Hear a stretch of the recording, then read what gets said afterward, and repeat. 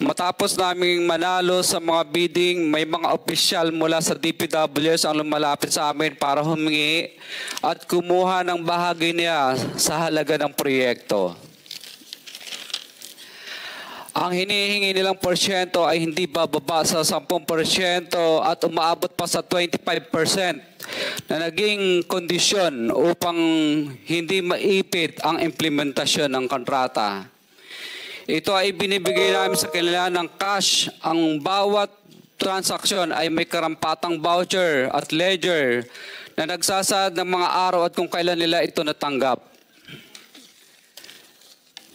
Ilan sa kanila ay sina Terence Calatrava, former Undersecretary of Office of the Presidential Assistant of the Visayas of the Philippines, Kong Roman Romulo of Pasig City, Kong Jojo Ang of Uswag Ilonggo Party List, Congressman Patrick Michael Vargas of Quezon City, Kong Juan Carlos Arjo Aitaide of Quezon City, Nicanor Nicky Briones of Aga Party List, Congressman Marcelino Marcy Teodoro of Marikina, Congressman Florida Robes of San Jose del Monte, Bulacan, Congressman Leandro Jesus Madroño of Romblon, Congressman Benjamin Benji Agarao Jr.,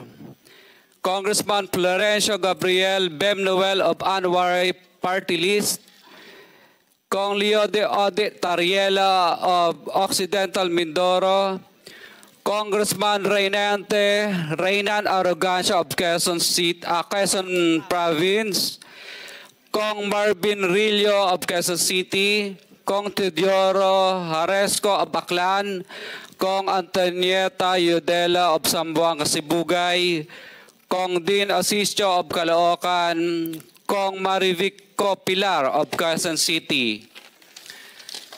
21. Mayroon ding mga kinatawa ng ilang politiko na nakikipagtakbo sa amin upang manghingi ng porsyento kapalit ng mga porsyento ng mga proyekto. Ang mga porsyentong ito ay 25% ay ipinipilit sa amin bilang karaniwang kalakaran na wala akong kakainang tanggihan.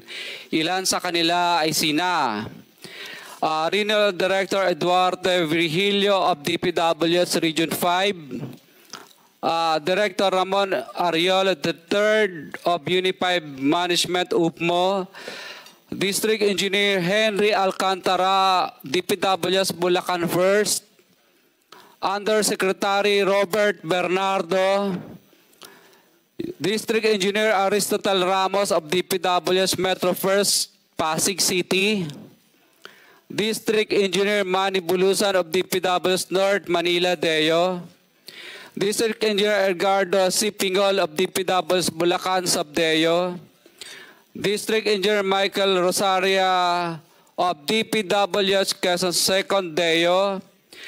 Karamihan sa mga kawani ng DPWS na nabanggit sa itaas ay paulit-ulit na binabanggit ang delivery ng pera ay para sa kay Saldico na dapat at least 25%. Si Kong Marvin Rillo naman ay ilang beses na binabanggit ang pangalan ni Speaker Martin Romualdez bilang kanyang malapit na kaibigan. 25. Sa tuwing umiinom kami sa Wine Story sa BGC at sa Shangri-La Mall, sinasabi pa ni Kong Rillo na lahat ng kanyang request para sa pondo ay galing pa mismo sa unprogrammed funds at insertion na inaaprubahan ni Speaker. Ang tao ni Marvin Rillo na si Bogs Magalong ang pumupunta sa amin para kunin ang pera sa aming opisina o sa Wine Story. Si Kong Jojo Ang naman lagi ring binabanggit sa lahat ng project sa kanya ay papondo ni Speaker at ni Saldico. Mataas ang hinihingi sa project, dagdag pa niya, hindi naman lahat ng pera ay para sa kanya, kundi para kay Speaker at kay Saldico. Sa lungsod ng Pasig naman, Lumapit sa akin ang DPW's project engineer na si Angelita Garucha para kolektahin ang parte ni Kong Roman Romulo sa flood control projects noong 2022. 28, number 28. Pagdating ng 2025, si District Engineer Aristotle Ramos ang sumunod na nagpakilala na bagman ni Kong Roman Romulo kung saan 30% ang kanyang hiningi ay para kay Kong Roman Romulo. Sinabihan ko kay D.E. Ramos na masyado namang mataas, ngunit sinabi niya na walang magagawa dito dahil pondo ito galing sa unprogrammed funds at insertion galing sa taas. Sa ilang pagkakataon, ang mga politiko na personal na inabutan ng halaga ayon sa hinihingi nilang porsyento mula sa proyekto. Ang pagbabayad na ito ay hindi naman kagustuhan kundi isang hakbang na ginawa namin dahil sa matinding panggigipit. Ilan sa kanila ay sina Kong Antonieta Yudela kasama ang kanyang asawa, Kong Marvin Rillo of Quezon City, Kong Nikki Briones of Aga Party List, Arturo N. Ataide, ama ni Kong Arjo Ataide, Kong Florencio Gabriel Bem Noel of Anwaray Party List, Kong Eliandro Jesus Madroño of Romblon, Kong Benjamin Benji Agarao Jr. Bagamat naging matinding pagsubok ang kabawasan ng pondo na nakalaan sa proyekto, pilit at matapat naming sinusunod ang bawat espesifikasyon na nakasaad sa Program of Works na nakasaad sa proyekto ng DPWH. Nakakasiguro kami na nagawa namin ng maayos at matapat ang bahagi o phase ng proyekto na na-award sa amin.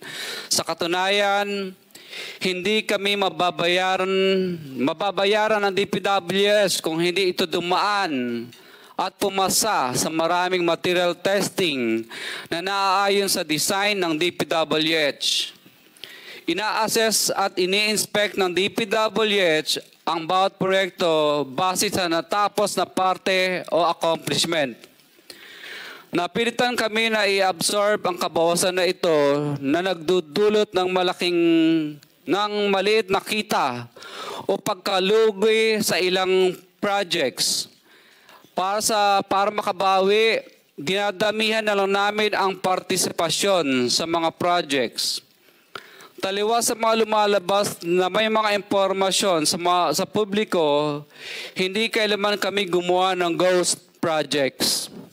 At masugid kami nag-i-inspect sa lahat ng aming mga natapos na projects. Handa po kaming tumistigo ng walang pilit at kusang loob bilang state witness at sabihin ang lahat ng nangyayaring katiwalaan ng Kamara, DPWH at iba pang mga kawani ng gobyerno upang gawin ang tama. Kami ay lubos na humihingi ng tulong sa Senate Blue Ribbon Committee na pinamumunuan ng buting Chairman Senator Dante Marcoleta at kay President Bongbong Marcos para sa proteksyon at seguridad ng aming pamilya. Ang salaysay na ito ay kusang loob namin ginawa at walang sino mang pumilit na gawin ito. Sa katotohanan ng lahat ay nilagdaan namin ang salaysay na ito ng kusang loob at walang pumipilit.